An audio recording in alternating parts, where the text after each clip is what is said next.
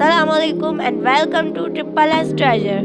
दोस्तों, जैसा कि आप जानते हैं कि आजकल बारिश का मौसम चल रहा है और बरसात के मज़े को मज़ीद दुबारा करने के लिए हम मज़ेदार स्नैक्स बनाते और खाते हैं। तो दोस्तों, आज की इस वीडियो में मैं आपको बहुत ही आसान, मज़ेदार और डिलीशियस सा स्नैक बनाना सिखाऊंगी जो बारिश में बहुत ही मज़ेदार लगेगा और आप उसे फिर बार बार बनाएंगे। उसका नाम है भट भट और आप में से बहुत से दोस्तों ने भट भट का नाम सुना भी होगा और इसे खाया भी होगा। तो दोस्तों, आपके जहन में ये सवाल ज़रूर आ रहा होगा कि इस डिश का ऐसा अनोखा नाम भट भट क्यों रखा गया।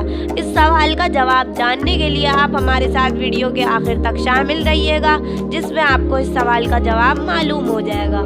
तो दोस्तों, वीडियो में आगे बढ़ने से पहले आप मेरे चैनल को लाइक करें, शेयर करें और सब्सक्राइब करें और बेल आइकन को प्रेस करना ना भूलें ताकि आपको हमारी आने वाली वीडियोस के लिंक मिलते रहे। तो चले दोस्तों, वीडियो को लंबा ना करते हुए अपनी रेसिपी की जानिब चलते हैं। देखिए दोस्तों, ये हैं हमारे भट भट के सारे इंग्रेडिएंट्स। बहुत ही कॉमन इंग्रेडिएंट्स हैं और हर घर में ये मौजूद होते हैं। सबसे पहले है चाट मसाला। चले मैं इसे अलग साइड से कर देती हूँ। चाट मसाला 2 टेबल स्पून, नमक हस्बे जायका, मिर्च 1 टेबल स्पून, खीरा बारीक कटा हुआ, लेमन जूस 2 टेबल स्पून, प्याज बारीक कटी हुई और हरा धनिया थोड़ा सा ले लेंगे हम। सेव है मेरे पास आधा पाव। फिर हम एक प्लास्टिक का पॉट लेंगे और फिर उसमें हम ये सारे इंग्रेडिएंट्स डाल देंगे। मैं इसे खोलती हूँ। ये हम इसमें सेव डाल लें।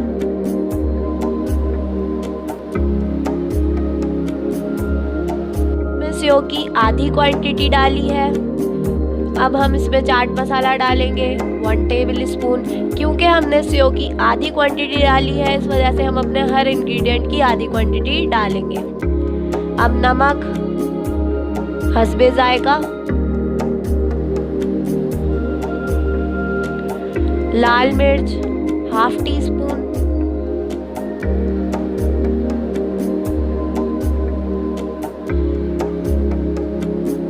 खीरा आधी प्याली,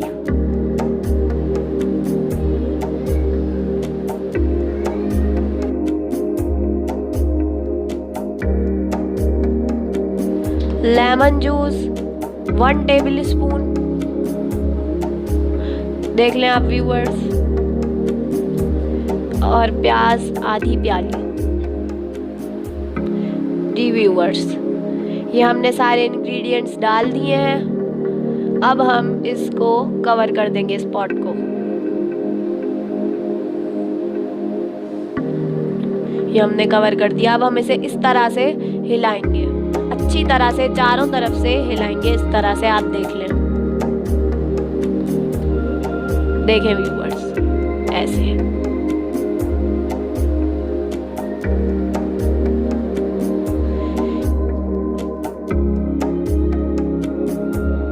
जी व्यूअर्स, अब हम इसे खोल के देखते हैं। देखिए व्यूअर्स, ये कितनी अच्छी तरह से मिक्स हो गए सारे इंग्रेडिएंट्स। अब हम भट भट को डिश आउट करते हैं इस तरह से।